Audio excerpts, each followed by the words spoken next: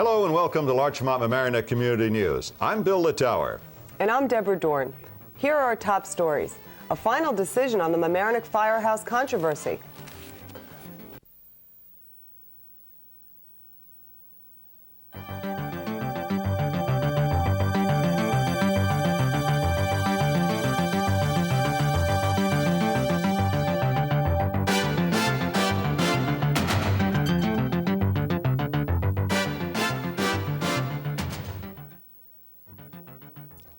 Hello and welcome to Larchmont Mamaroneck Community News. I'm Bill Littauer.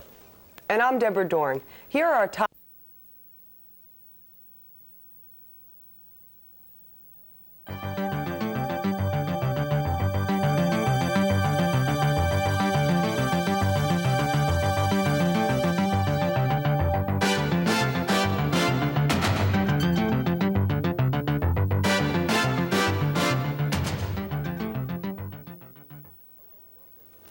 Hello and welcome to Larchmont Mamaroneck Community News. I'm Bill Littauer.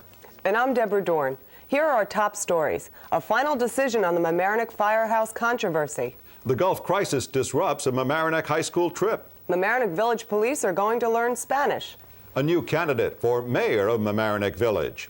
Now our top story. A final decision should be made tonight in the Mamaroneck Village Firehouse controversy.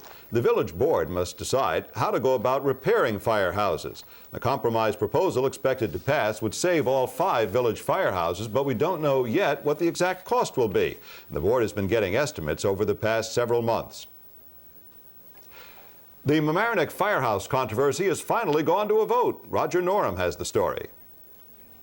A couple of months ago, LMC News reported the graffiti problem on the Weaver Street Bridge. Since then, the state and town of Mamaroneck have been debating who should keep the graffiti off. Well, the debate is apparently over, and the town will have the responsibility for cleaning up the concrete overpass. The town is offering a $100 reward for information leading to the arrest of the vandals. An independent candidate has thrown his hat into the ring for mayor of the village of Mamaroneck. Paul Noto is running for re-election as mayor in the March 19th election, and now he will not only face an expected Democratic candidate, but also Norman Rosenblum, a former Republican trustee who is running as an independent for mayor. Rosenblum was active in the lobbying effort to bring lights to the baseball field at Harbor Island. Now here's LMC school reporter Monique Citron with a story about the Gulf and Mamaroneck High. The 100-year-old Manor Park umbrella is going to be fixed again. It was restored just 3 years ago at a cost of $1,200.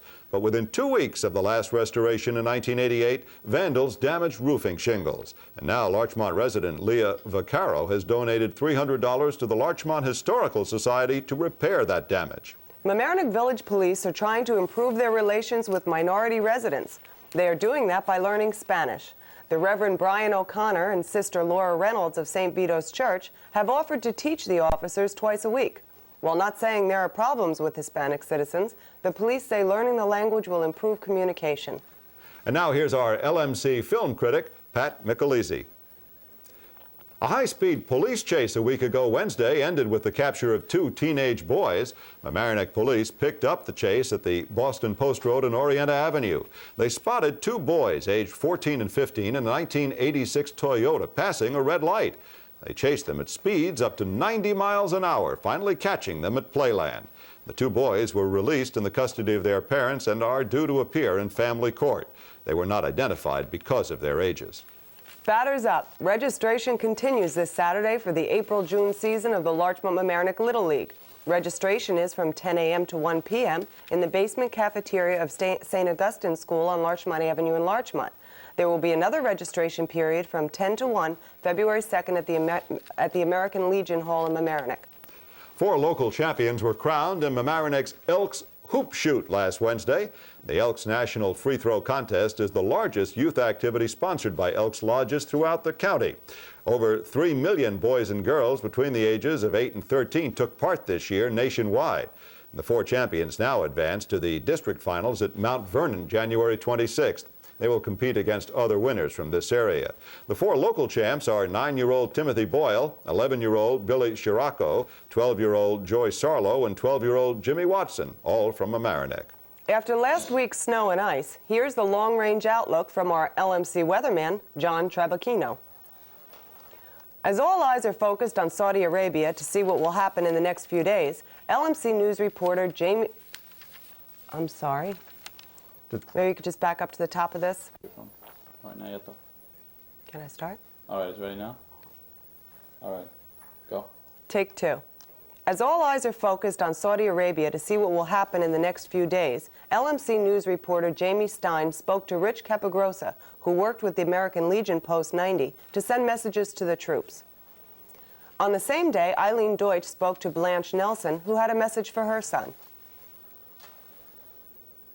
And that's our report. Remember, this news program is on twice each weekday night at 7:30 and 12:30. It's an all-volunteer effort. If you would like to join in the fun, join us at the LMC studio in the Palmer Avenue building of Mamaroneck High School. It's a good way to give a little something back to the community in terms of service. I'm Bill Littauer. And I'm Deborah Doern. Join us again next week. Good. I think we have an error.